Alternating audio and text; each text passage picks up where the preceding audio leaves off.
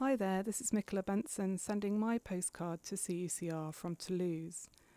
This is my second to last day in the city. I'm using this as a little bit of a distraction from the fact that I actually need to pack. But I just wanted to commit some thoughts to tape before I headed back to the UK. So I'm in Toulouse, continuing the research that I've been doing with British people who live and work in the EU27 and the impact of Brexit on their lives. And I came down to Toulouse about 3 weeks ago, moving from a very, very rural area in the Lot, where I'd previously done research for my PhD, to this city. I'm staying right in the centre of the city.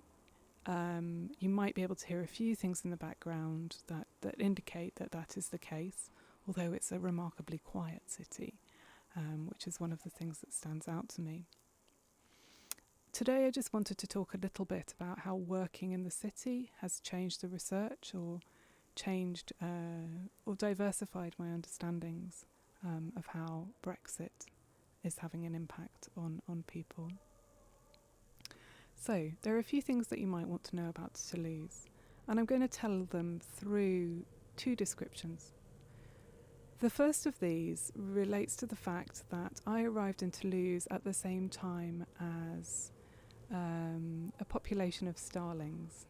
There appear to be thousands of them here at the moment, and every evening I've been fortunate enough to see the murmuration in the skies over Toulouse, and have also been party to or subject to the cacophony of their evening song as they roost in the trees along the banks of the River Garonne, which runs right through the centre of the city. Now, the reason you might ask, what on earth have starlings got to do with my research? Well, I think that they're a very useful symbol to highlight the transience of some of the British people who live here at the moment. And that draws attention to the working conditions, the reasons that they're here in the first place, which may be quite different to the reasons that some of the people that I met with in the Lot were there. And I'll come back to that in a minute.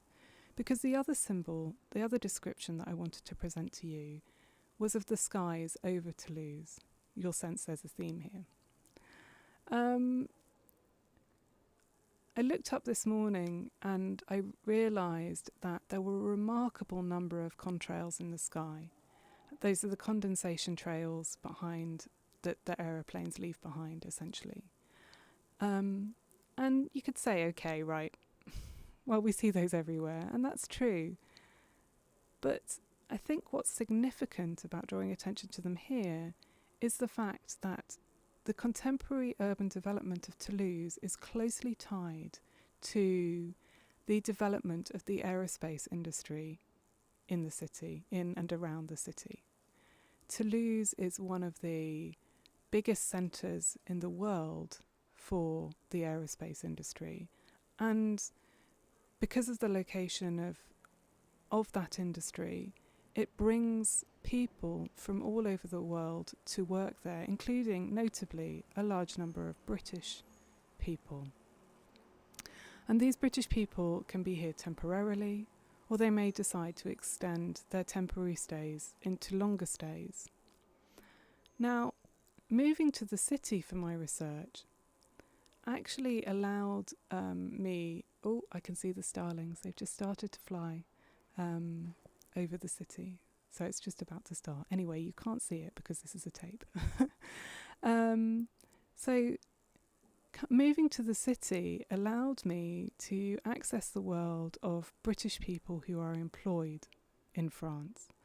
And I think that what's notable to me is the extent to which this changes the conversation slightly about the impacts of Brexit. Now, that's not to say that people who I met with in the Lot weren't employed, but the truth is that a large number of them where they were still working were earning money through self-employment.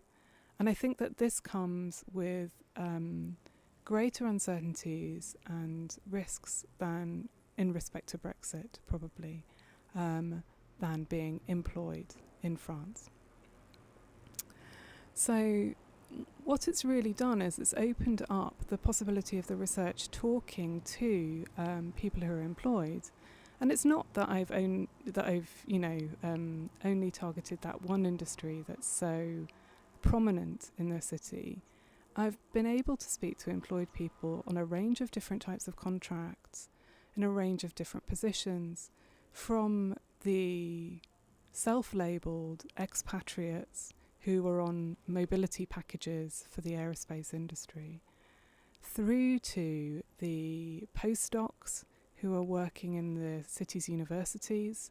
And just for some comparison, the city hosts 110,000 students, which makes higher education quite a large sector in the city. And to the people who are scratching a living through a combination of contracted work and self-employment as English language teachers. So I've been able to get a range of different insights into the conditions, the stakes, the conditions and terms under which people's lives here are made possible, and with it an insight into what they think that Brexit might mean for them.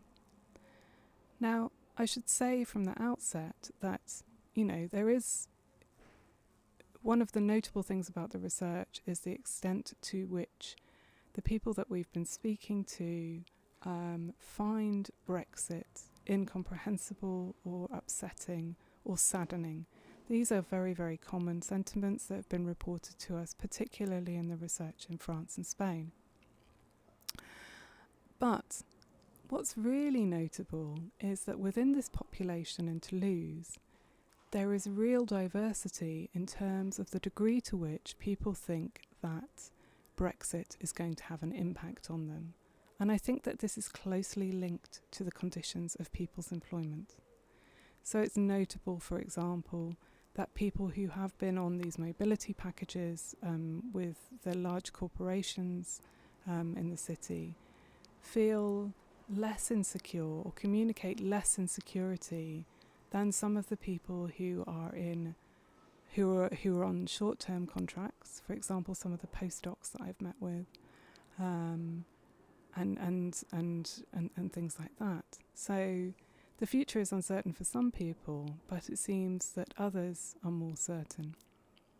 And I don't think that I would have picked that up so clearly had I just stayed doing research in the lot. Anyway, those are just some very initial thoughts about the city, its industry, and its impact on the project. I hope you've enjoyed listening, and I maybe will be back with another postcard soon. Bye for now.